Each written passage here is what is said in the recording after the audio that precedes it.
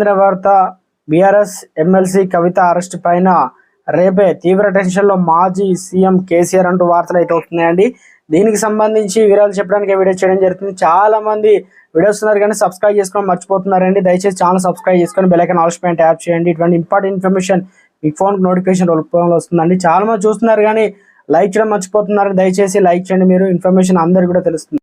సంచలనంగా మారిన Delhi liquor scam కేసులో కేసీఆర్ కుమార్తె ఎమ్మెల్సీ కవిత పేరు మళ్లీ తెరపైకి వచ్చింది. గతంలో 161 సిఆర్పి కింద అనగా కుంభకోణంలో కవిత సాక్షిగా మాత్రమే కానీ ఇప్పుడు అనూహ్యంగా 41A సిఆర్పిసి కింద నిందితురాలిగా చేర్చుతూ కవితను సిబిఐ నోటీసులు అయితే జారీ చేసింది.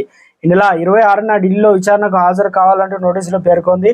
అసెంబ్లీ ఎన్నికల్లో ఘోర పరాజయం తర్వాత పార్లమెంట్ ఎన్నికల్లో సమర్పిస్తున్న తరుణంలో సిబిఐ నోటీసులతో కవిత బీఆర్ఎస్ శ్రేణుల్లో డైలమాలో పడ్డారు.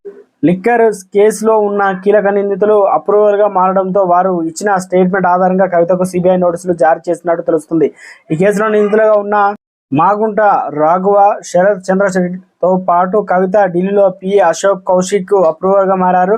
దీంతో కేసులు కీలక మలుపు తిరిగింది.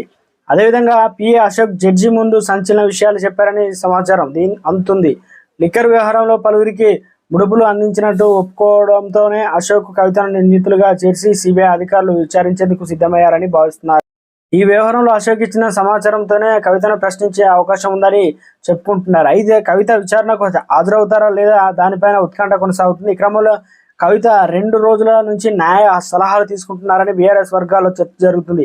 సిబిఐ విచారణకు హాజరు కాకపోవచ్చని గుసగుసలు కూడా వినిపిస్తున్నాయి. ఈడీ కేసులో సోమవారం నాడు సుప్రీం కోర్టులో కవిత పిటిషన్ విచారణకు రానుంది. సిబిఐ కేసులోనే కవిత సోమవారం వరకు సమయం కోరే అవకాశం ఉందని చెప్పేసి టాక్ నడుస్తుంది. చూడాలి మరి ఏ రకంగా ముందుకెళ్తారు అనేది ఇంకా రేపైతే తెలియనుంది. మొత్తానికైతే రాష్ట్ర రాజకీయాల్లో ఒకసారిగా దుమారమే రేగిందంటారు రాజకీయ నిపుణులు.